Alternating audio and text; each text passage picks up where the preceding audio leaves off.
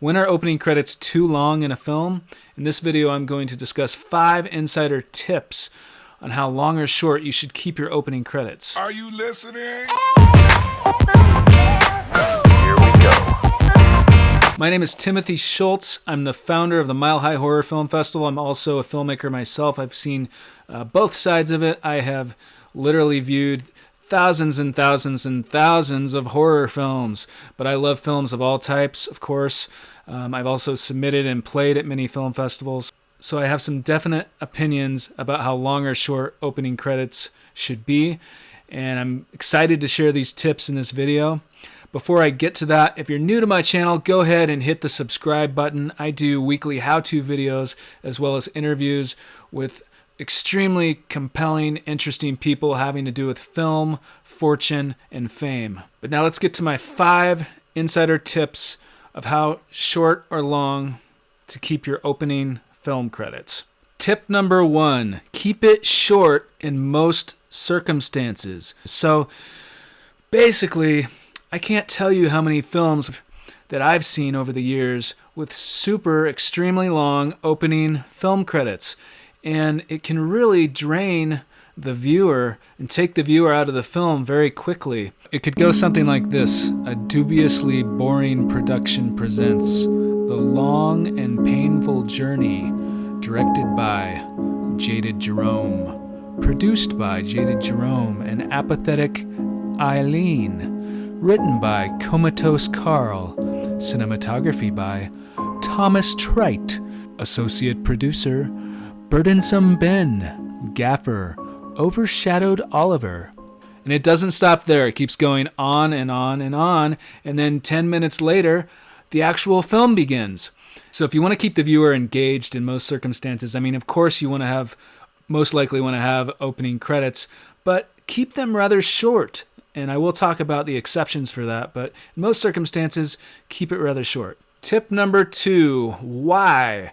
I understand from the filmmaker perspective myself, why it's tempting to make opening credits lengthy and thank all these people, because most independent films have a very low budget, and that's one way that they feel that they can pay tribute and thank people who are working for very little, or in some cases for free.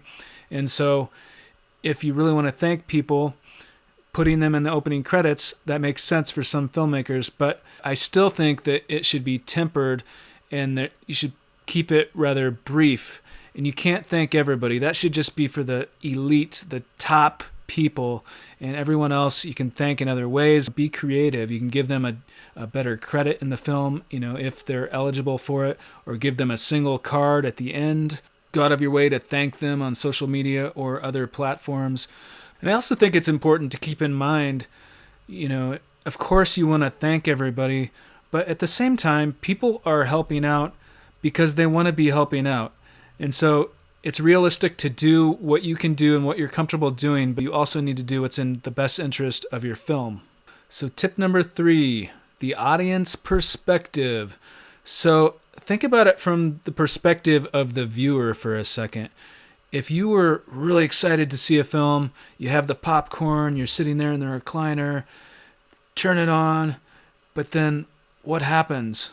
You just keep seeing names pop up. You don't know anybody. You don't know these people, but you keep seeing the names, and it keeps going on and on and on and on and on and on and on and on and on and on and on and on and on and on and on and on. So basically, it just keeps going on and on. And eventually, the viewer is going to tune out and become bored, and that's what happens oftentimes. Because in general, the audience is not going to know the cast or the crew for most films. In fact, they haven't even seen the film. They don't even know if it's any good. So why have this lengthy opening credits for these people they honestly don't really care about, because they don't know them and they haven't seen your film. They don't even know if they want to be watching it, but they just keep seeing names, and then finally they just decide to turn it off. Well, that's what happens to some people. You don't want that to happen to your film. So once again, in most circumstances, it's important to keep it short. Tip number 4, the exceptions. So there are some exceptions.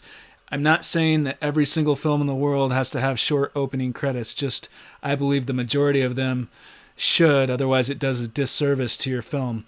But there are exceptions.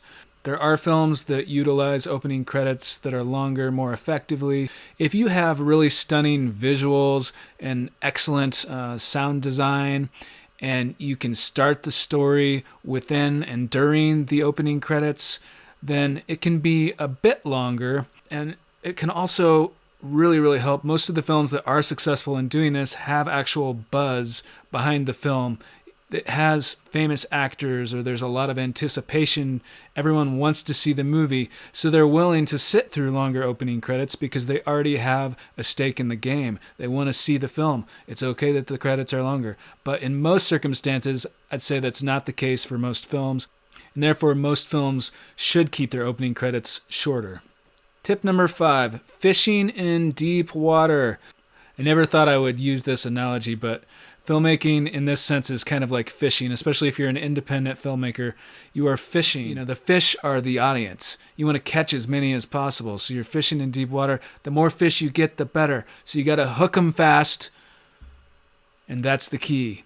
And to hook them fast, you don't want to bore them with long opening credits. Keep it brief. I would say 30 seconds is bearable. It's okay to put the director, the production company, notable actors, executive producer, but I would keep it rather brief and keep it to around 30 seconds at the max with most films. So I hope you found this video helpful. If there's something I missed, or if you have a different opinion of how long you think opening credits should be, please let me know in the comments below. I definitely love to see your comments. And don't forget to subscribe to my channel. I'm doing weekly how-to videos as well as interviews with the most compelling people I can find having to do with film, fortune, and fame. Thank you for watching.